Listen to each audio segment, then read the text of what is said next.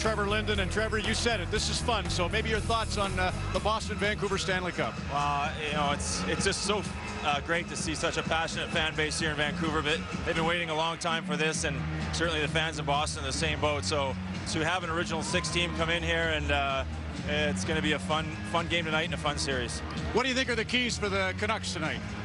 Well, I think it's to continue to use their speed and try and create as much pressure on that defense. Obviously, Tim Thomas can be a difference maker, so they've got to get to him early and try to take him out of the game.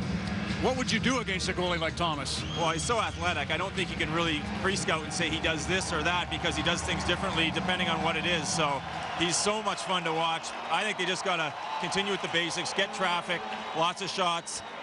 Any shot from any angle, I believe, is a good shot, and you got to get people to the crease. You told a nice story to Ian McIntyre for the Canucks 40th anniversary book about how you came to the rink. It was very emotional, that final drive, and you went in the lounge with 2 guys first, the Sedins.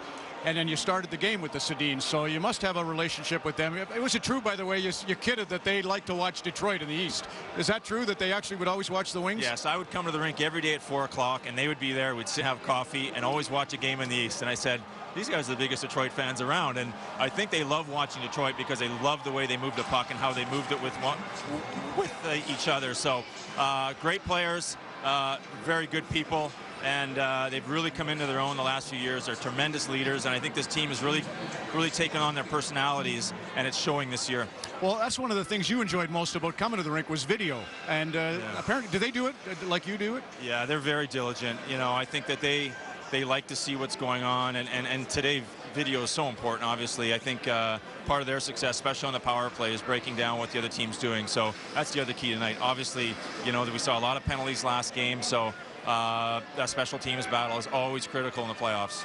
Manny Malhotra coming in almost specifically to take faceoffs. That's kind of interesting. What are your thoughts on that? Well, it's such a huge part of the game. When you get to this juncture of the season, your second game of the Stanley Cup final, it's the smallest things that make the difference. It can be that one faceoff in the first period that prevents the goal. So not only that, what he does on the ice, Manny is such a quality guy, and he's done such a great job in that locker room supporting the, Henrik, and big on the leadership standpoint.